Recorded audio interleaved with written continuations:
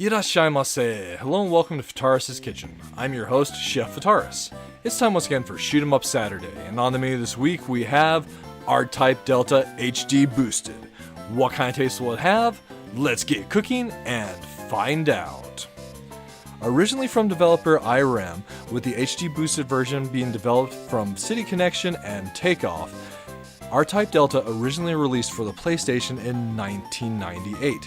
Fast forward to November of 2025 and we now have HD Boosted for the PlayStation 5, the PC, and the Nintendo Switch, which is the version we're looking at today.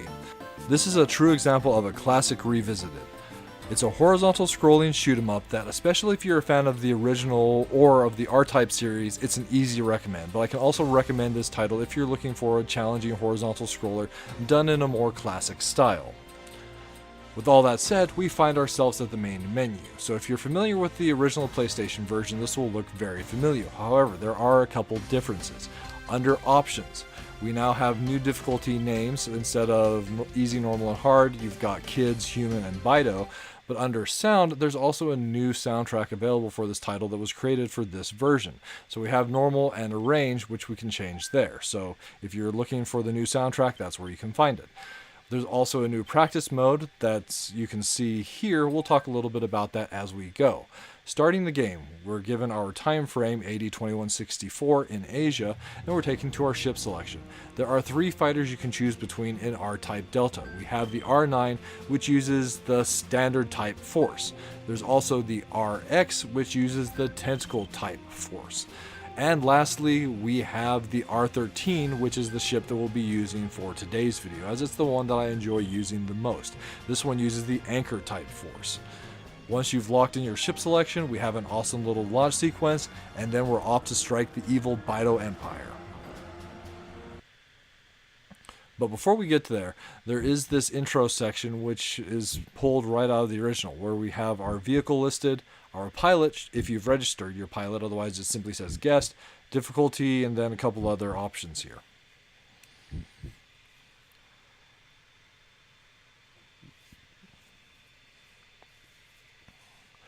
Staying very true to the original PlayStation version, this title takes that, really cleans it up, makes everything feel super smooth, and kind of just expands the view area just a little bit.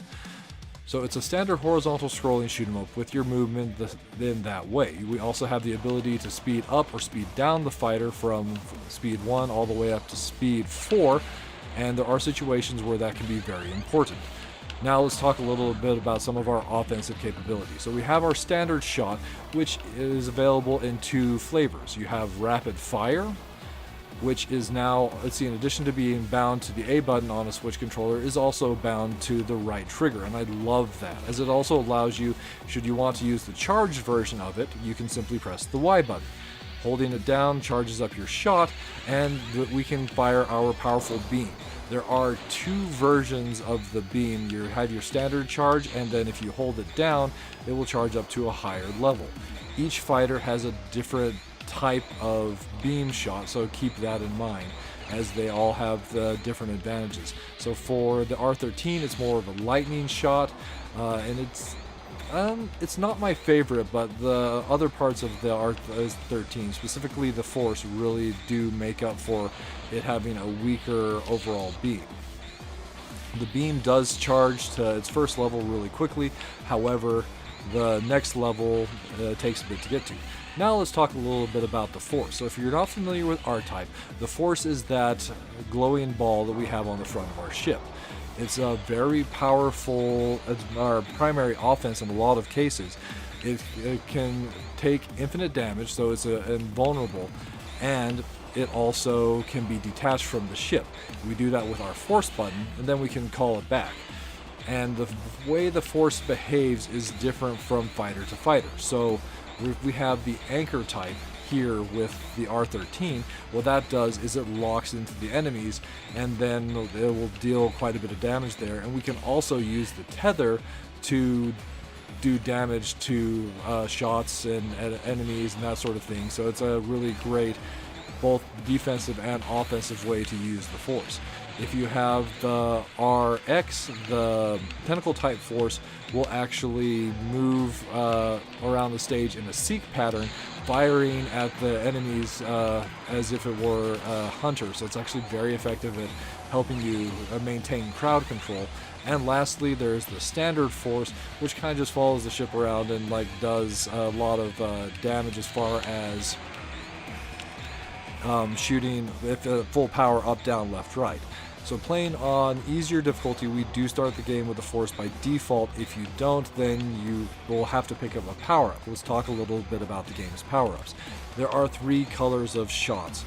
The first one is your red, which is a more powerful, usually straight shot. Then we have the laser, which will depend on which ship you've taken, the blue laser.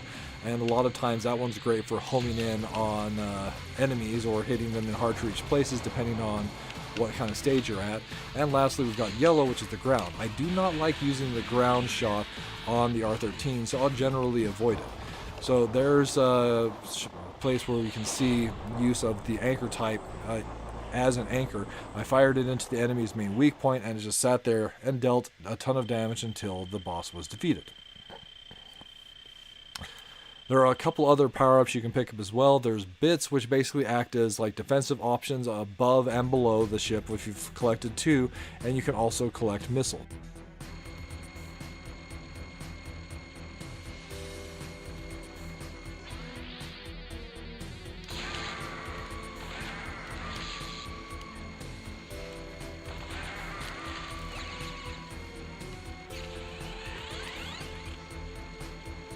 Now, finding ourselves in the second stage, one of the things I haven't talked about as far as our offense is concerned is as we deal damage or block damage with the force, then we're charging that dose meter on the bottom of the screen at the left.